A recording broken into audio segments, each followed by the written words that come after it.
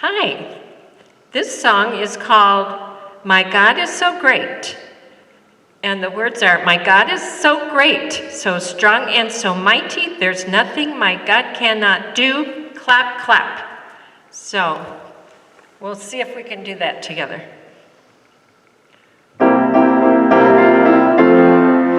My God is so great, so strong and so mighty, there's nothing my God cannot do. My God is so great, so strong and so mighty, there's nothing my God cannot do.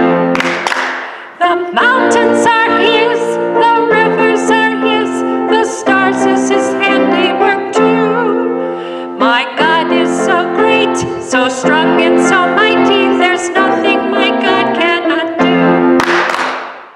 Good morning. Welcome to Sunday School for Sunday, March 21st, 2021. Welcome, everyone. Today we're going to be talking about when Jesus prayed in the garden, and this was just after the Last Supper that we had talked about last week.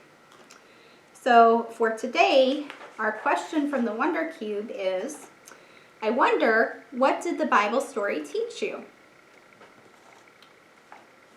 And our faith word today is remember. Jesus was very sad and worried when he went to the garden to pray. Jesus knew that he would feel better when he took his worries to God, that God would listen and comfort him. Jesus often went outside to pray. Where do you like to pray? Inside? Outside? Do you like to pray out loud or in your head? The good thing to know is that God can hear you either way, whether you pray in your head or whether you pray out loud. So I'm going to share some information here from the Bible regarding this. So this is Luke chapter 22, verses 39 through 46.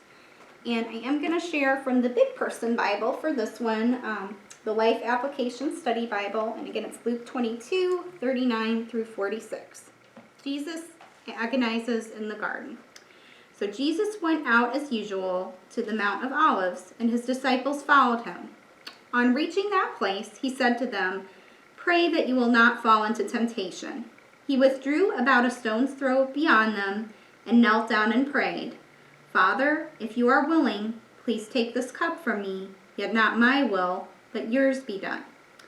An angel from heaven appeared to him and strengthened him.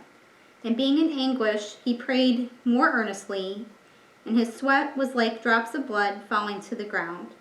When he rose from prayer and went back to the disciples, he found them asleep, exhausted from sorrow.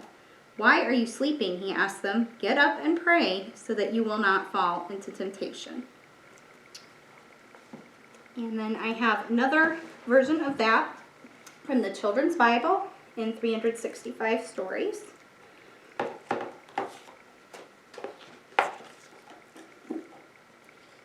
Jesus often escaped from the busy streets and went to Gethsemane to think and pray. That night they crossed the brook and went into the garden. Peter, James, and John walked close to Jesus. "Don't go," he whispered to them. "Stay close and keep me company. My heart is nearly breaking with sorrow and sadness." Soon Jesus went a little way from them to pray. His friends could see that he was shaken with distress and sadness.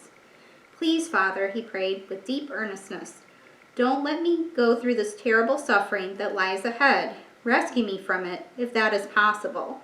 But above all, I want to do what pleases you, not what I want." In spite of Jesus' need of them, the three friends were so tired that they fell asleep. Twice Jesus gently woke them, but when he began to pray again, they dozed off once more. "Couldn't you stay awake with me, even for an hour?" Jesus asked sadly. So as we're thinking about the word remember and praying in the garden, Jesus knew that his death was coming soon. He didn't want to die, and he was probably sad and worried. He prayed that God would present him with a solution so he wouldn't have to die. But he also knew it was up to God. After fervently praying, Jesus was visited by an angel. The angel set his mind at peace, and Jesus knew what he had to do. When he returned, he was upset to see his friends asleep. Luke says they were asleep because they were overcome by grief. It's also possible they were very exhausted and were not concerned because they did not know what was going to happen to Jesus. But we need to remember when we pray to God, He can help us feel better when we're sad and worried. Even Jesus needed to pray to God to feel better when He was sad and worried. And then we have a craft today. We have a page called The Garden. And what you can do on that is if you want to draw yourself praying or your hands praying to remind you of prayer, you can do that on your page here, the Garden Journal page. And then we have another craft that is called Praying in the Garden. And it has two hands on the top of a flower, these two flowers. So for this one, you would place your left hand on the upper stem and you can trace around that, and then do the same thing for your right hand, trace around that, and then you can cut that out and glue that to the top of the flowers, and then you can color the bottom of the flowers whatever color that you would like. But the praying hands are to remind us that Jesus prayed in the garden on the night of the Last Supper before everything began that ends with Easter at the end of Holy Week. Jesus loves me.